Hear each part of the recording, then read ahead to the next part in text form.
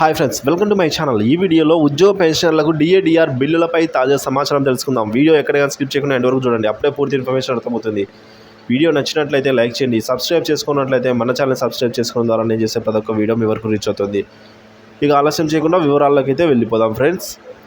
So ముందుగా మనం చూసుకున్నట్లయితే ఏపీ ప్రభుత్వ ఉద్యోగులకు మరియు పెన్షన్లకు సంబంధించి డిఏడిఆర్ బకాయిలు అయితే చెల్లించవలసిన అయితే ఉందండి. సో ఇవన్నీ కూడా 3 సమాన వాయిదాల్లో చెల్లిస్తామని చెప్పినప్పటికీ ప్రభుత్వము ఇంతవరకు చెల్లించలేదు.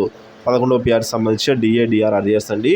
సో వీటికి సంబంధించి రాష్ట్ర ప్రభుత్వము సమీకరించిన ఏదైతే 7,000 కోట్ల రూపాయలు అలాగే మరొక 4,000 కోట్ల రూపాయలు వాటితో అయితే ఈ మే నెలలో చెల్లిస్తారనైతే అంచనా అండి. సో ఎట్టకేలకు డిఏడిఆర్ఏ కాకుండా మిగతా పెండింగ్ బకాయిలు కూడా త్వరితగతిన చెల్లించాలని అయితే ఆశిద్దాము.